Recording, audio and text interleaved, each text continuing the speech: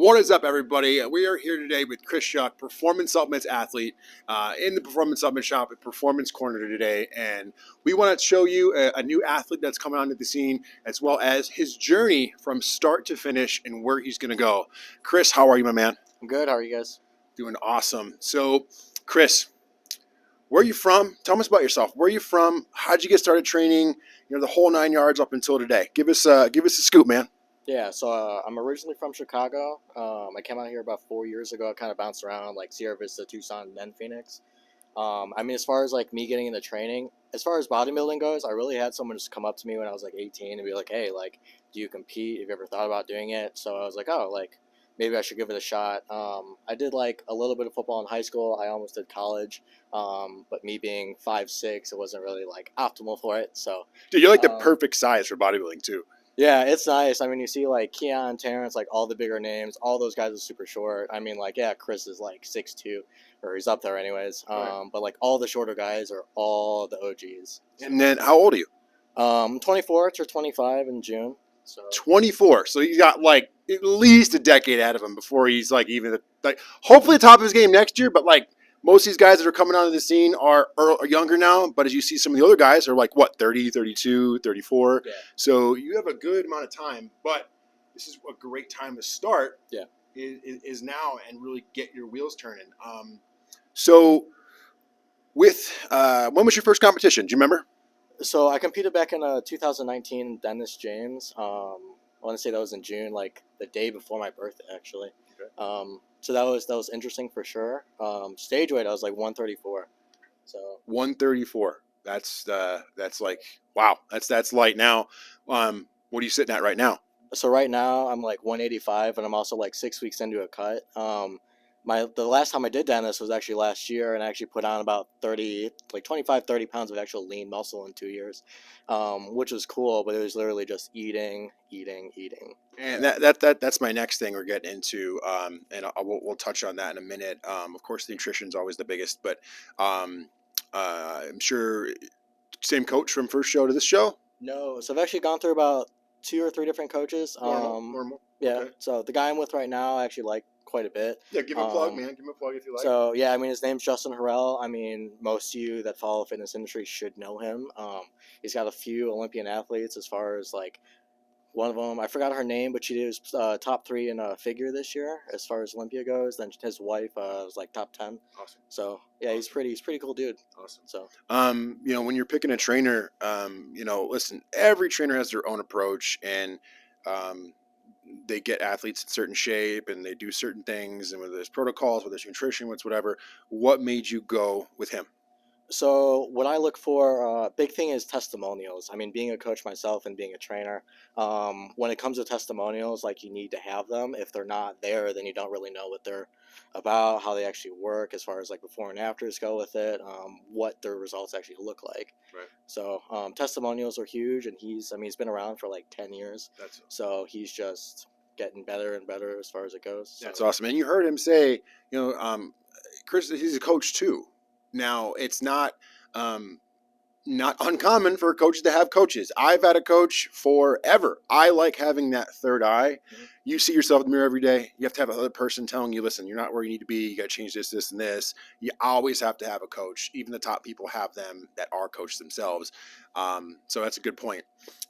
Next, man, I want to dive into the nutrition. Yeah. Start with show 1. And leading up to, so show 1 pre-contest, or let's do show 1 off season, show 1 pre-contest, and then talk about how that changed from then to now. Yeah. So pre-2019, as far as the first show goes, I actually didn't have a coach. I was kind of just eating as much as I could. My big issue has always been like putting on weight. So like I was eating 2 boxes of cookies a week, and I was just like, it was great, but it was just like, it wasn't optimal, obviously, just because they're cookies. All right. But yeah, when I, as far as my first coach it was Terrence Ruffin. He pretty much changed everything as far as like diet and everything goes. It completely flipped. Okay. So that was interesting. But as far as like leading up to the show, it was a lot of chicken and rice. The last month was like tilapia or cod. I forgot. It's been 3 years. Yeah, so for sure. So before he continues, this is a picture of Chris off season, and then this is a picture of Chris pre-contest and contest. So fish, cod, all that stuff. Now, when talking about carbs, your carb, did you have high amounts of carbs? Did you cycle the carbs? Did you? Because that's always a big question for people that are getting their shows. Like, how do I have my carbs? How are you eating those? Was it just like? So I mean, as carbs goes, there's a few ways you can do it. I mean, yeah, carb cycling is great. How you did it first show? So I didn't carb cycle at all. We basically just trickled down as we went. Okay. I mean, it got to a point where I was just so lean with like, I mean, as far as carbs goes, it was definitely less than like 75 grams a day. I remember that. I remember the picture. So, yeah, you were really, really lean. I was really lean. Yeah. But I mean, filled out some more, definitely. I mean, I think that that was what we talked about. You wanted to be fuller, I think. And then, yeah. I mean, as far as conditioning goes, like I was one of the most peeled guys on stage. Totally. But like I'd rather have that than like cold water and stuff. Absolutely, 100%. But yeah, I mean, as far as carbs goes, it was just depletion like most of the time. Pretty much that last month was just like next to nothing. A lot of tilapia or a lot of fish in general. I can't remember which one it was. Nah, it's fine. Usually it's white fish because they're looking at Yeah. Now cardio, how'd you do a lot of cardio then? I was doing like 2 hours of cardio a day. Whoa, it was insane on top of like working out for 2 hours. I do an hour fasted in the morning and I would do an hour post workout. I mean, I was just walking on the treadmill, steady state. Yeah. You don't really need to run or anything for it. For sure. Yeah, no, that's fine. That's always a thing. It's usually nutrition, carbs, and cardio is really everyone's questions. Moving into off season, which you're currently getting in. You're in season now. You're prepping for shows. And then we'll get into that. Yeah. How was it now off season as opposed to before? So this off season has been much cleaner. Before I was actually doing like cereal as far as just like high sugar content with it. As far as calories goes, I want to say I was north of 5,000 when I was in off season before 2021. So it was just like, I mean, after every single meal, I just wasn't hungry, and it was just to the point where I was just so tired eating. I mean, as far as it goes now, like chicken and rice, potatoes. Right now with like the mini cut I'm going through, I'm doing like some fish. Right. I mean, it's a lot better. I'm actually hungry now. Right. But yeah, I mean, it just goes up and down as far as calories goes. Right. So now you're. We talked about a little bit of off season. Now in season, which you're currently in a mini cut right now, is it going to be a drastic change from show one till now when you're in your prep? Yeah. So I mean, as far as the first show goes, my final calorie count that I was at, I want to say it was like 1,400.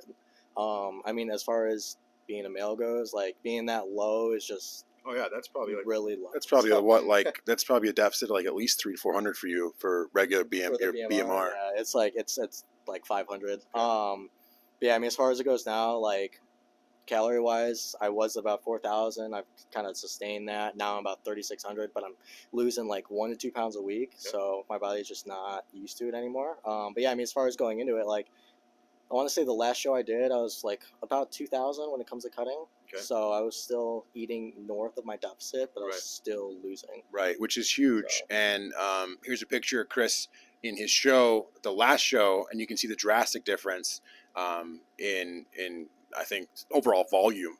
You know, the overall volume is just there, and I think it's going to be a lot different now. Each show you can see, and everyone gets progressively bigger in terms of volume because they dial in things that they currently maybe were lacking or they need to tweak.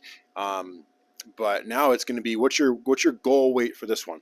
So my last 2 shows, I was at my peak weight, which is 165. So as long as I hit 165, I'm good. Okay. But I mean, overall, I just want to bring more size and conditioning with it. As far as feedback I got from like Tarek Gundy, it was basically just size and conditioning. So yeah, I mean, as long as I can maintain the weight cap, we'll see what happens. Awesome. Now it's always a struggle, you know, because everyone, when they get to a certain point in their off season and they start cutting calories and they're in a deficit, sometimes weight comes off way too fast. And in maintaining muscle volume and density is always the struggle, which, judging by last show, I think you got a good idea where that's moving towards. So, before we end right now, what shows are we looking at doing this year, and where are we looking to cap it at, like at the end of the year? So how many shows are we doing, and then what's the last show of the year? So, I mean, overall, I'm going to try and do 2 shows. As far as like my warm up or to requalify, I'm either going to do the Texas State in Austin, or I'm going to do Whitney Jones here just because it's local. And then after that, I mean, as long as I qualify, I'll do Amateur Olympia. We'll see how it goes. So That's awesome. Now, Amateur Olympia, some of the best, even after nationals, it's some of the best competition he's going to see in his career. So that's a huge step, and I think that he's going to do tremendous, judging by the scope of where he came to where he is now to this year. You know, do you have any goals and aspirations for these shows in terms of listen, everyone wants to win, right? Everyone's always looking to take first place. That's never a question. But I'm always the type of person which I want to beat my physique year over year. Yeah. You know, I've always that was my goal. Whether win, lose, or draw, I always wanted to place top 3, but I wanted to beat my physique year over year. Anything other than that, you know, posing, whatever that may be, any other goals, aspirations, besides, of course, winning the show? yeah. So I mean, I want to beat my previous self too. I mean, as far as like other competitors goes, like it's great. I don't really scope out anyone else when it comes to shows, just because I'm trying to beat my previous self. Right. So I'm doing this for me, not anyone else. Sure. So yeah, I mean, as far as posing goes, like I kind of messed up my posing routines last time I did it, so I want to see a more even flow with it. As far as song choice goes, I have no idea yet. So yeah, I mean, as far as posing, like if goal is to pose like Terrence Ruffin, so that's why I picked him as my first coach, actually. So, and that's awesome. And I think that, you know, having realistic goals going into your competition season is always the best, so that you don't over deliver and under promise, man. It's just not what we want to do mentally, because we always get psyched out when we're like, I'm going to win the year and I'm going to beat everybody, and then like maybe you have an off week before the show and you don't come in the right way. You got to have realistic expectations, and I think that's perfect. Is if you beat your previous physique, because you already placed well last year, last competition, and then you know you'll be right in the running anyways. So so Amateur Olympia, Whitney Jones first of all, or the Texas the Pro-Am in Austin, and Whitney Jones, and then the Amateur Olympia. Look out for this guy. And then what's your Instagram?